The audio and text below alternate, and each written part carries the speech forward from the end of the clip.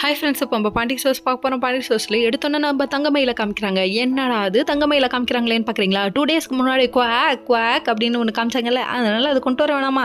அதுக்காக அந்த கதை களத்திற்காக விறுவிறுப்பான கதை களத்துடன் அப்படின்னு சொல்லிட்டு ஒரு பரபரப்பான ஒரு நியூஸை போட்டு விடுறதுக்காக நம்ம வழக்கம் போல் நம்ம தங்கமயிலோட அம்மா வாயை மூடவே முடியாதுங்க. அதனால் லபலபான்னு கத்திட்டு இருக்காங்க. அதாவது நீ கல்யாணம் பண்ணி கொடுத்துட்டா அவ்வளோதான், பெற்றவங்க கடமையாக முடிஞ்சு போச்சு, தண்ணி தெளிச்சு விட்டாச்சு, அப்படி இப்படின்னு கத்திட்டு இருக்காங்க. கத்திட்டு இருக்க டைமில் அவங்க அப்பா வந்து எப்படியோ நம்ம பிள்ளைய டென்ஷன் பண்ணாலேன்னு சொல்லிட்டு கொஞ்சம் இறக்கப்பட்டு அவர் என்ன பண்ணிட்டாரு, பிள்ளையை காப்பாற்றணுங்கிறதுக்காக கோயிலுக்கு போகலான்னு முடிவு பண்ணுறாங்க. எப்படி ஓகே சொல்கிறேன், என்ன தேதின்னு மறந்துட்டியான்னு சொல்லி கேட்க, கடைசியில் பார்த்தா அம்மா 2 மாதம் ஆச்சுமா, நாள் தள்ளி போச்சுமாங்கிறாங்க. கடைசியில் பார்த்தா செக் பண்ணி கொடுக்குறாங்க.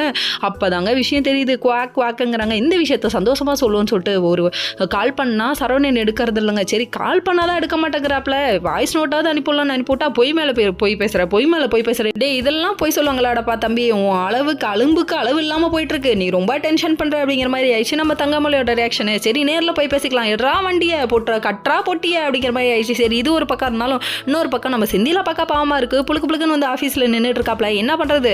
அதாவது சின்ன பிள்ளைங்க அம்மாவுக்கு தெரியாமல் 5 பைசா முட்டாய் வாங்கி தின்னுபிட்டு அதில் போச்சுன்னு ஒரு சாக்கு சொல்லிட்டு இப்படி திருதுன்னு முழிக்குமே, அந்த மாதிரி வந்து நிற்கிறாப்ல. டே நீ சின்ன விஷயமாடா பண்ணியிருக்க, 10 லட்ச ரூபாய் தூக்கி அபேக்குன்னு முழுகிருக்கடா அப்படிங்கிற மாதிரி ஆயிடுச்சு. அவங்க அப்பாவுக்கு ஃபோன் பண்ணி விஷயத்தை கேட்குறாங்க. கேட்டதுக்கு நான் அமௌண்ட்டை கொடுத்துட்டேன்ப்பான்னு சொல்ல, சரி எனக்கு உடனே 10 லட்சம் வேணும், என்ன பண்ணலான்னு சொல்லி கேட்க, லோன் போடலான்னு முடிவு பண்ணுறாங்க. என்ன பண்ணுறது, புருஷனுக்காக எல்லாத்தையும் பண்ணி தானே ஆகணும் அப்படிங்கிற மாதிரி ஆயிடுச்சு. அதுக்கப்புறம் 10 லட்சம் லோன் வந்ததுக்கப்புறமா யாருக்கு தெரியாமல் கொண்டு போய் பேங்க்கில் போட சொல்லிடலான்னு இவங்க பிளான் பண்ணிட்டு இருக்காங்க. என்ன நடக்குதுன்னு வெயிட் பண்ணி பார்ப்போம். ஓகே ஃப்ரெண்ட்ஸ், நெக்ஸ்ட் வீடியோவில் பார்ப்போம்.